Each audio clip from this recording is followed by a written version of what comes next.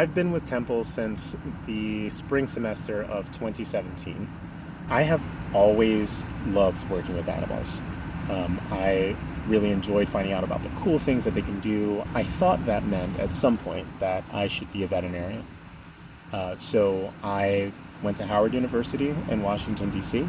And when I entered Howard University, I knew I was going to be a veterinarian.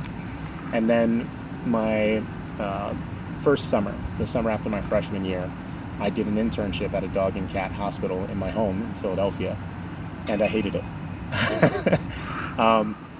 It just wasn't what I wanted. It was kind of boring for me. I spent a month out in Arizona. 15 days of that I spent at the Southwestern Research Station in Portal, and 15 days of that I spent on the other side of the mountain in the Chiricahua National Monument. And I fell in love with all of it.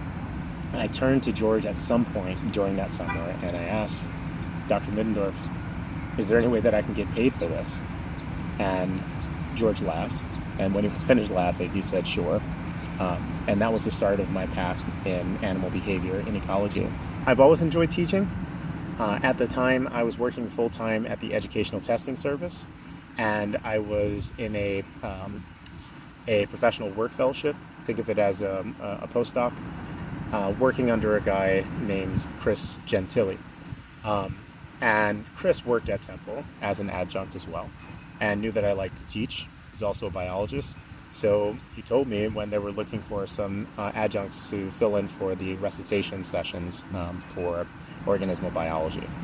I started, and then I picked up a few other courses, mammalian anatomy, eventually picked up some courses in ecology, and now I'm here full-time teaching in ecology, some of those same sort of classes, and a few more classes in statistics and animal behavior. My lab focuses on research in animal behavior and ecology. So the ecology side of that means that we're interested in how organisms interact with each other and with the non-living part of their environment. The behavior side means that we ask questions about how animals do the things that they do, why they do those things, and we also want to know what things they can do. So all of our projects have some element of one or both of those components. I have my long-term population study, which is about how this population of mountain spiny lizards, or Scoloporus yarravi, interact with the other lizards in their environment, as well as things like temperature and climate, how those all affect the changes in number of lizards that are in that population from one year to the next year, and also how many females and males there are in the population, how many adults and how many juveniles, and how closely packed they are within that population. I also have a couple other studies that are related to those Scoloporus lizards. They're also known as spiny lizards. That's the whole group, Scoloporus. So one of my students is trying to understand how things like forest fires affect their behavior in their environment. I have another student who is trying to use machine learning and AI to try and identify lizards by taking a picture. So sort of the same way that you can hold your phone up to your face and your phone knows to unlock. We're trying to know if this lizard is lizard 1A or lizard 1B. And that way, when we mark them year over year, we don't have to do anything really invasive to try and be sure that we know which lizard we're looking at. I also have a longer term project that is just now starting here at the Ambler campus. And what we're trying to understand is, what is the herpetological community? So what are the reptiles and amphibians that live in this area in Montgomery County, in Philadelphia County, and some of the other surrounding counties like Bucks County, Berks County, and Delaware County. We want to know what reptiles and amphibians are here. We want to know how many there are, get a sense of the diversity, and we also want to understand how it changes over time. We're going to relate that information about who's here and how many are here to changes in the climate over time. So the biggest resource at the Temple Ambler campus are the staff of the faculty. And in that, I'm going to include the interns. We have some amazing interns here who are doing really great work, and they're always eager to help with another project or to learn about another project.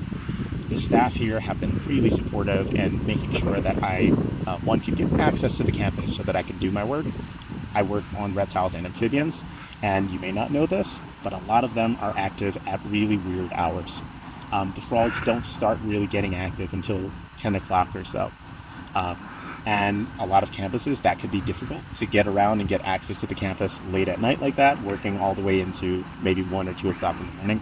The staff here have been really great and supportive, making sure that should happen. This field station itself is fantastic. One of the great resources that Temple has is that we have a field station in an area that is large enough that we can have a meaningful sample of sort of semi-natural areas, fully natural areas, and those areas that are more urbanized. It's really great if you're trying to understand things like the impact of urbanization on reptiles and amphibians. When you think about how you personally learned the first things that you learned by doing. That goes for the classroom too. The lecture model is really efficient for universities. You can get a lot of students into the same room, and that makes sense for universities which require tuition to function. But for students to really learn and really integrate what they're learning into who they are, how they view the world, I think that students need to have those hands-on experiences. What I hope is that in my classes, students will take those hands-on experiences and use them to apply the concepts that we discuss in these short discussions or in lectures. I think it's very important for students not just to hear the results of some study that someone did years ago, but to think about how they would do the study themselves, and then actually go out and try to do it and understand through trying what some of the pitfalls are for that study design. What are some things that the author may not have mentioned in their paper, but that you now have questions about because you tried to do what they said you did? That sort of experience, I think, is invaluable for students to really understand what research is, how research works, and to critically evaluate the things that they're learning in classes and throughout life.